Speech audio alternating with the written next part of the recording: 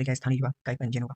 ठीक है, स्थानीय युवा का करेगा अपना पंजीयन। उसके बाद जो तहसील स्तरीय समिति होगी, ठीक है, यहाँ पे देख सकते हैं, वो स्थानीय युवा का चिन्हांकन एवं ग्राम आवंटन करेगी ऑफलाइन तरीके से। ठीक है, इसके बाद क्या होगा, तहसीलदार द्वारा स्थानीय युवा का ग्राम आवंटन होंगे।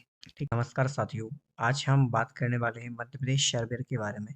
तो मध्य प्रदेश सर्वेयर की एक पूरी जानकारी डिटेल में करेंगे कि कैसे इसका पंजीयन करना है, क्या इसकी प्रोसेस रहती है, क्या इसका सिलेक्शन प्रोसेस रहता है, किसके माध्यम से हमें वेरीफाई होता है, कब हमें गाँव आवंटित होते हैं, कब काम करना होता है, कब हम लॉगिन करें, कब नहीं लॉगिन करें। तो ये सब आज हम एक बहुत ही बेसिक तरीके से एक वीडियो के माध्यम से समझने का पूरा प्रयास करेंगे। ठीक है, तो चलिए हम इस वीडियो को स्टार्ट करते हैं अपनी पहली स्लाइड से।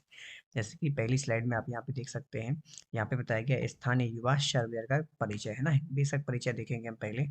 बेसिक परिचय यानी कि पात्रता क्या है, आपको यदि सर्वेयर बनना है तो आपके पास क्या क्वालिफिकेशन होनी चाहिए, क्या आपके पास पढ़ना लिखना जरूरी है, कितना आपको पढ़ा होना चाहिए, ये सब है ना।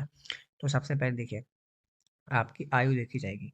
जो एक आयु होगी, सीमा रहेगी, ये आप रहेगी 18 से 14 वर्ष के बीच में आपकी आयु जो है होना चाहिए। ठीक है, दूसरा होना चाहिए आपको 8वीं पास, कक्षा 8वीं पास उत्तीर्ण होना चाहिए, है ना। ये कोई बेसिक हाई लेवल की जॉब नहीं है जिसमें आपको कम से कम 12th ग्रेजुएट नहीं, सिर्फ आपको 8वीं पास होना चाहिए। ठीक है, ग्राम का निवासी। ठीक, दूसरी ओर सबसे महत्वपूर्ण बात यह है कि महिलाओं को इसमें प्राथमिकता दी जाएगी, जो भी फीमेल्स है ना, उनको प्राथमिकता इसमें दी जाएगी ताकि इसमें जो है महिला सशक्तिकरण को बढ़ावा दिया जा सके। ठीक है, नेक्स्ट है न्यूनतम शर्त, आपके पास एक एंड्रॉइड वर्जन 6 प्लस वाला फोन होना चाहिए। ये सबके पास बेसिकली रहता है, इंटरनेट है ना, ये सब। ठीक है, नेक्स्ट, अब इसमें आपको कितना पैसा और किस खसरे के लिए कितना पेमेंट दिया जाता है वो देख लीजिए। जैसे यहाँ पे लिखा हुआ है, प्रति फसल एवं पड़त प्रति सर्वे नंबर 8 रुपये नियत। ठीक है, प्रत्येक प्रत्येक अतिरिक्त फसल एवं पड़त के लिए 2 रुपया और अधिकतम 14 रुपया प्रति सर्वे नंबर। ठीक है, इसमें सीधा सीधा कहने का मतलब ये है कि जैसे मान लीजिए आपने एक खसरे नंबर का डाटा इनपुट किया तो आपको मिलेंगे 8 रुपये। ठीक, यदि उसी खसरे नंबर में आपने एक फसल के अलावा, जैसे मान लीजिए गेहूँ, बहुत सारे लोग बोते हैं गेहूँ के अलावा और चीज़ें भी बोते हैं, तो आपको जैसे 2 रुपये उसके ऐड हो जाएंगे। ठीक है, आपने उसमें एक चीज़ और ऐड कर दी, तो ऐसे ऐसे करके मैक्सिमम आपको 14 रुपये मिलेंगे, इससे ज़्यादा नहीं मिल सकते। एक खसरा की बात मैं कर रहा हूँ। और ऐसे देखिए क्या लिखा हुआ है, एक युवा को अधिकतम, है ना, 1000 सर्वे नंबर आधार का आवंटन। ठीक, और SNA इस पास भुगतान किया जाएगा। ठीक, 1000 सर्वे का जो है 1000 खसरा नंबर उसको दिए जाएंगे। ठीक है, खसरा नंबर यानी जमीन के नंबर। ठीक, तो जब 1000 दिए जाएंगे तो मैक्सिमम उसके पास कितने पेमेंट हो, 1000 में आप 14 का गुणा कर सकते हैं, आपको अंदाजा लगा सकता है कि एक व्यक्ति को मैक्सिमम इतना ही जो है पेमेंट मिल सकता है, इसके अलावा उसको बिल्कुल पेमेंट नहीं मिल पाएगा। ठीक है, और ये सर्वे सीजन में सिर्फ 2 बार होता है ना, रबी की फसल के लिए और खरीफ की फसल के लिए।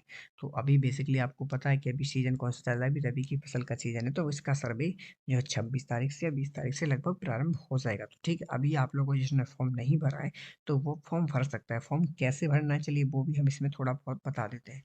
सबसे पहले आपको इस वाली वेबसाइट पे जाना है। ठीक है, ये देख सकते हैं विभूलक पोर्टल की इस वेबसाइट पे जाएंगे, वहाँ पे ठीक, इस पे आप फॉर्म सबमिट कर देंगे। इसके बाद क्या होगा, तहसील स्तरीय समिति द्वारा स्थानीय विभाग का चिन्हांकन किया जाएगा। ठीक, उसकी एक पूरी सिलेक्शन प्रोसेस रहती है। ठीक, उसके बाद आपको क्या करना पड़ेगा, इसमें सारा ऐप में लॉगिन करना पड़ेगा। ठीक है, नेक्स्ट स्लाइड हम देख लेते हैं। ठीक, ये वो चयन समिति रहती है जिसके बाद जो आपका सिलेक्शन करती है कि आप हमें किस ग्राम पंचायत में किस सर्वे को नियुक्त करना है। ठीक है, सबसे पहले इसमें देखिए, अनुविभागीय अधिकारी राजस्व, यानी जी अपने कौन है, SDM। जो SDM होते हैं इस समिति के क्या होते हैं, एक अध्यक्ष होते हैं। और जो तहसीलदार होते हैं क्या होते हैं, ये उसमें सचिव हैं, सदस्य सचिव भी होते हैं, अध्यक्ष और सचिव हो गए ना। इसके बाद बाकी सदस्य होते हैं, जैसे वरिष्ठ कृषि विस्तार अधिकारी, विकास अधिकारी, ये कौन, अपनी ये ग्राम सेवक हुई, ये ग्राम सेवक इसके सदस्य रहते हैं। वरिष्ठ उद्यान की, ये हॉर्टिकल्चर डिपार्टमेंट के जो भी अधिकारी रहते हैं वो रहते हैं। और सहायक ई गवर्नेंस प्रबंधक, है ना, ये इसमें सदस्य रहते हैं। ठीक है, तो एक अध्यक्ष सदस्य और 3 इसमें सदस्य रहते हैं। किसमें, ये तहसील स्तरीय कमेटी होती है जो किस गांव में किस सर्वे को नियुक्त करना है ये उसके लिए बनाई जाती है ना। इसको आपको ध्यान रखना चाहिए। नेक्स्ट वन देख लेते हैं। एक नया टर्म आया था जैसे जियो फेंसिंग या पार्सल लेवल, आखिर इसका मतलब क्या होता है, जियो फेंसिंग का मतलब क्या होता है। देखिए, जैसे मान लीजिए जमीन का ये आपको खसरा दिख रहा है ना, ये जमीन में आपको बहुत सारे ऐसे आपको कई सारे खसरे आपको मिल जाएंगे। ठीक, तो इतनी जो इसकी बाउंड्री होती है फ्रेंड्स, ये वाली ये सब है ना, इसी को क्या बोल देते हैं, जियो फेंसिंग। ठीक है, जियो मतलब क्या होता है, सिर्फ स्पेस में उन्होंने एक बना के रखा है, हालांकि कोई बाउंड्री नहीं है, सिर्फ एक ऐसी एक आभासी है, काल्पनिक। ठीक, तो ये आपको ध्यान रखना है। आपका कंप्लीट हो जाता है। इसको हम क्या बोलते हैं, जियो फेंसिंग बोलते हैं, ठीक है। इसके बाद हम नेक्स्ट स्लाइड देख लेते हैं। आखिर इसमें हो क्या रहा है फ्रेंड्स, देख सकते हैं डिजिटल क्रॉप सर्वेक्षण में मानव मानव एवं आधुनिक तकनीक का उपयोग कैसे हो रहा है। सबसे पहले जो इसमें इस सीरीज में आप देखेंगे तो सबसे लास्ट नंबर पे आपको मिलेगा सिर्फ किसान, ठीक है। इसके जो किसान के ऊपर रहता है वो रहता है इसमें सर्वेयर, है ना, ये स्थानीय युवा, ये सर्वेयर के लिए लिखा हुआ है, ठीक। एक पूरी हायरार्की बनती है, ठीक है। फिर इसके ऊपर रहते हैं हमारे सीनियर्स सुपरवाइजर, यानी कि कौन रहता है, पटवारी, ठीक, देख सकते हैं आप, ठीक है, पटवारी या सुपरवाइजर। और दूसरे वेरीफायर रहते हैं कौन, तहसीलदार, ये करते हैं वेरीफाई कि जो भी सर्वे किया गया है वो बिल्कुल सही तरीके से है, बिल्कुल पूरा सही सही डाटा भरा गया, ये सब पूरा वेरीफाई कौन करता है, तहसीलदार। और इनके ऊपर होते हैं इंस्पेक्शन ऑफिसर, ठीक।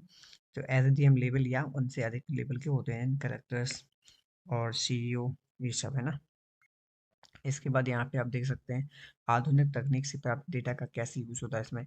सैटेलाइट इमेज द्वारा संभावित फसल, है ना, ऐप से लिए गए फोटो से फसल की पहचान करते हैं। पार्सल जियो फेंसिंग, खेत से खेत में उपस्थिति, है ना, विसंगति, ऐप और आधुनिक तकनीकी से प्राप्त डाटा की तुलना। ऐप जो एप्लीकेशन होता है वो बहुत जो अपनी डाटा आप उसमें इनपुट करते हैं, उसकी आर्टिफिशियल इंटेलिजेंस तरीके से उसकी क्या की जाती है, जांच की जाती है कि आपने सही डाटा फिल किया है या नहीं। और यहाँ पे आप ये प्रोसेस देख रहे हैं, तो डिजिटल क्रॉप सर्वेक्षण की पूरी प्रोसेस क्या है, ये क्या है, इसको हम एक बार बहुत छोटे शब्दों में समझ लेते हैं। देखिए सबसे पहले क्या है, स्थानीय युवा का एक पंजीयन होगा, ठीक है, स्थानीय युवा का करेगा अपना पंजीयन।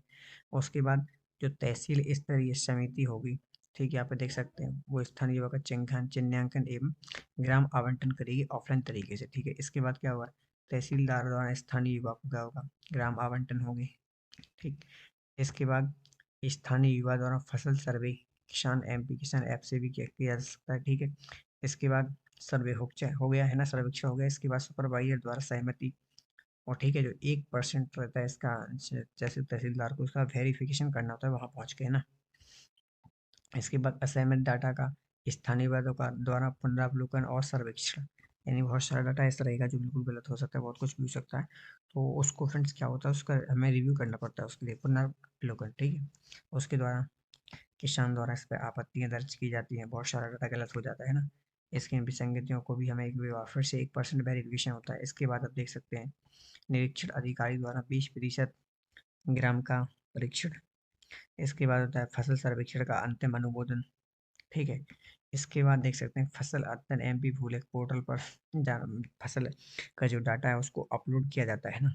इसके बाद स्थानीय युवा को एस पास के माध्यम से भुगतान किया जाता है। ये एक बहुत लंबी प्रक्रिया है। एक मैं आपको एक चीज़ बता दूं, शायद आपको जो भी नए लोग हैं उनको पता ना हो, कि मान लीजिए जैसे यदि आपने अभी जनवरी में, है ना, अभी क्या चल रहा है जनवरी, आपने यदि जनवरी में सर्वेक्षण किया है तो जरूरी नहीं कि आपको पेमेंट फरवरी में मिल जाए। आपके लिए मार्च अप्रैल मई जून जुलाई तक, है ना, कम से कम 5-6 महीने का लगता है, इसके बाद पेमेंट आता है। तो नए सर्वेयर बनने से पहले एक बार सोच लेना। वीडियो पसंद आए तो चैनल को लाइक करें, शेयर करें, सब्सक्राइब भी करें, ठीक। और कोई डाउट हो आप कमेंट में पूछे, हम आपका जवाब उसका देंगे, ठीक है। तो थैंक यू, धन्यवाद, जय श्री राम।